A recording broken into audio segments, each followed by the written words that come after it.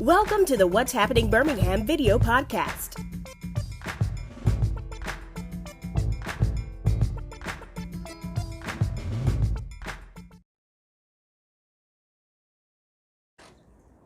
Hello everyone, this is Jarvis Scott with What's Happening Birmingham. Today I am back at Urology Centers of Alabama. I'm here with Dr. Jason Burrus, and we are talking about BPH.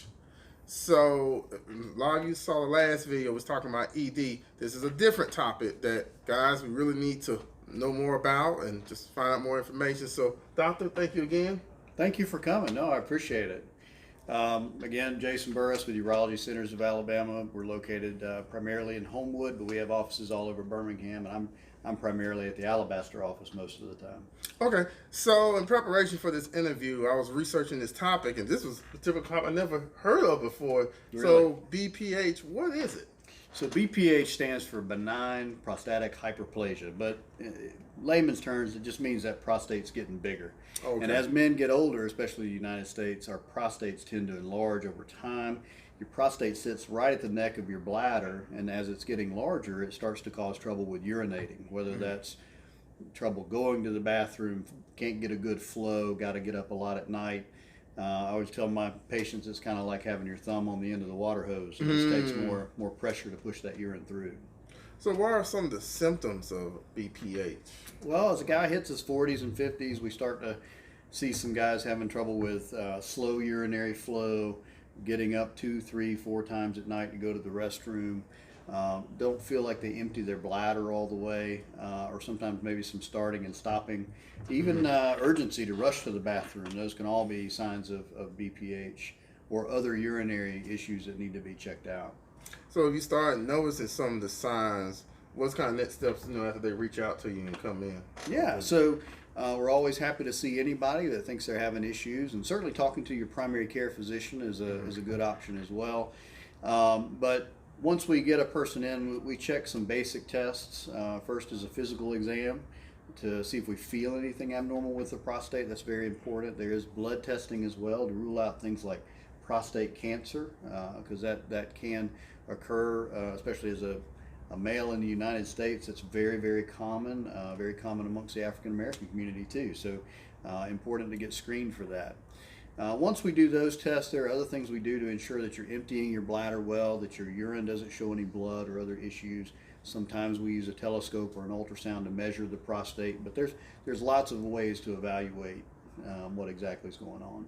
Okay, so once you've diagnosed them, what are some different treatment methods to kind of treat this issue? Well, there's lots of things out there.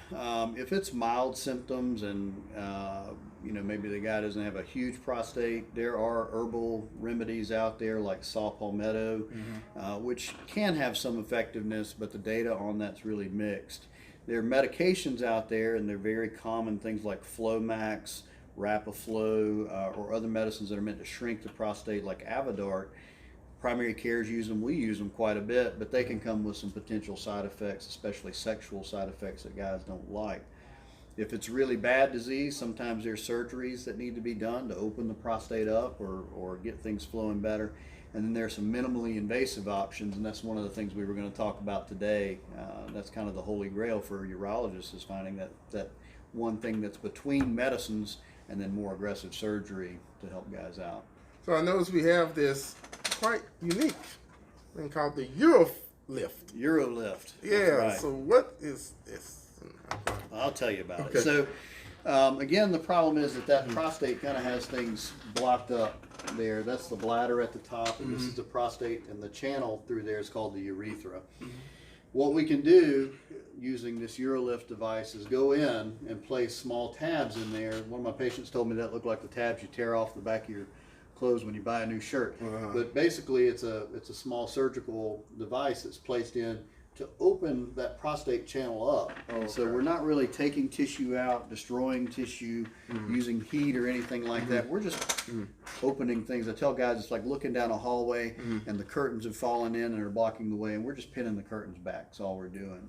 And what that does is get guys a lot better flow, get them going to the bathroom again like they used to, and oftentimes gets them off those medications. And one of the advantages that since we're not using that electrical current, we're not destroying tissue, this has no sexual side effects in the data. It appears that there's no effect on erectile function or on ejaculation, which a lot of the medications will affect.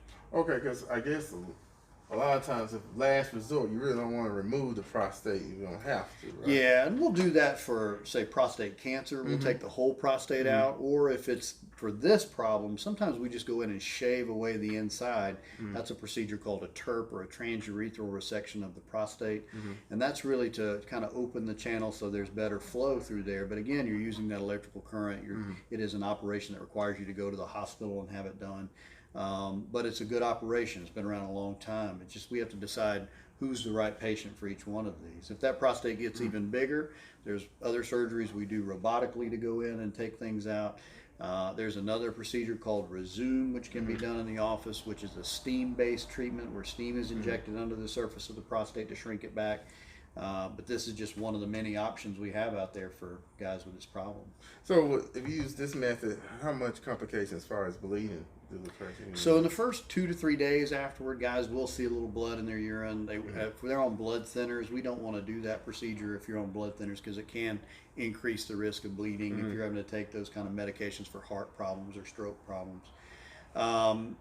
There is some small risk of urinary tract infection because we're manipulating the urinary tract, but those risks are pretty small. Most guys do very well. There's a very slight risk of scarring in around that area. I think they quote maybe a 0.7% in the literature, but in general it's a very safe procedure. So is there anything that, I guess, if people watching the video now, they can do as far as lifestyle changes or lifestyle, the eating habits, exercise, to kind of prevent this? Well, there's certainly things that might help. And so it's never a bad idea to consider your diet. I mean, the American diet probably contributes to a lot of the problems we have. We like fats, we like salt, we like all these things.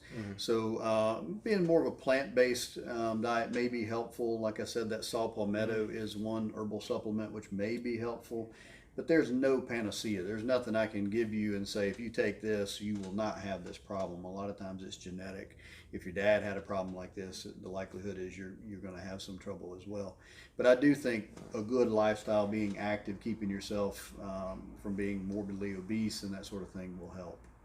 All right. I know you kind of spoke about this earlier a few minutes ago, but you can go back and say how this doesn't lead to cancer, because a lot of times people look at a lot of things in the prostate and they be like, oh man, I think I'm going to get cancer.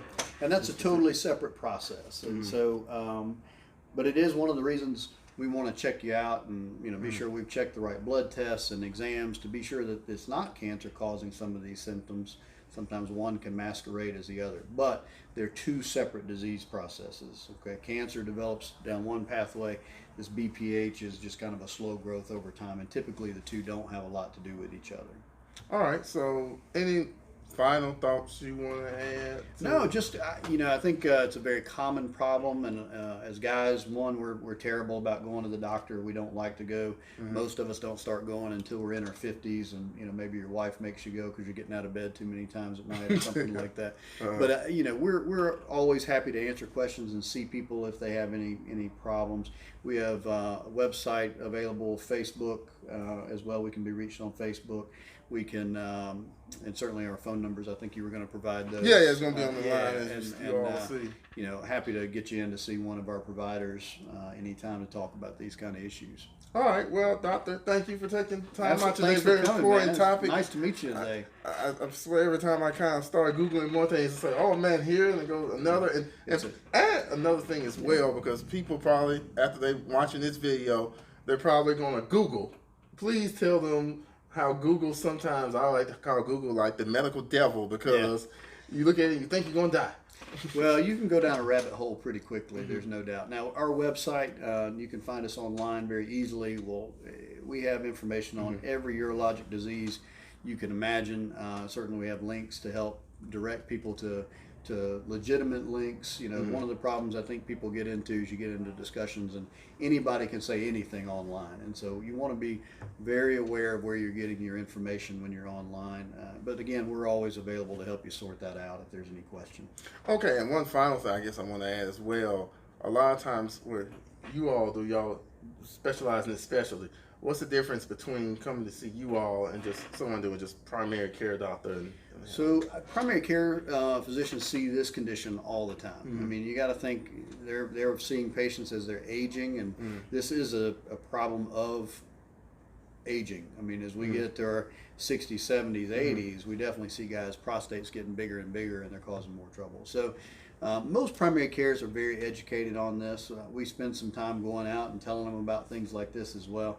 The difference is in the guy who's gotten to a point where he's tried medication for this and it's really not making much difference, or they're not liking the side effects of those medicines, it's time to move on and look at other things. One of the problems we see is oftentimes we go to the doctor, we get a medication, we don't like it, we just don't go back.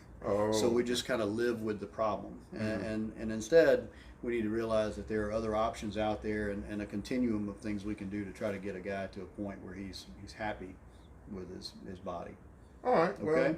Well, doctor, thank you again. Absolutely. Again, nice to meet you. Thanks for coming out today. Good again, Marcy. Thank you again. Though Marcy's on the other end of the camera. Thank you for your reach out. This has been looking forward to coming back again because it's more topics as I know the more we get into it. But thank you all for watching the videos. Please check out what's happening Birmingham.com for more videos, and don't forget to subscribe to my YouTube channel. Thank you all again, and have a great day. Bye bye. Bye bye. Thank you for watching the What's Happening Birmingham video podcast. Please check out our website, app, or subscribe to our YouTube channel for the latest videos today.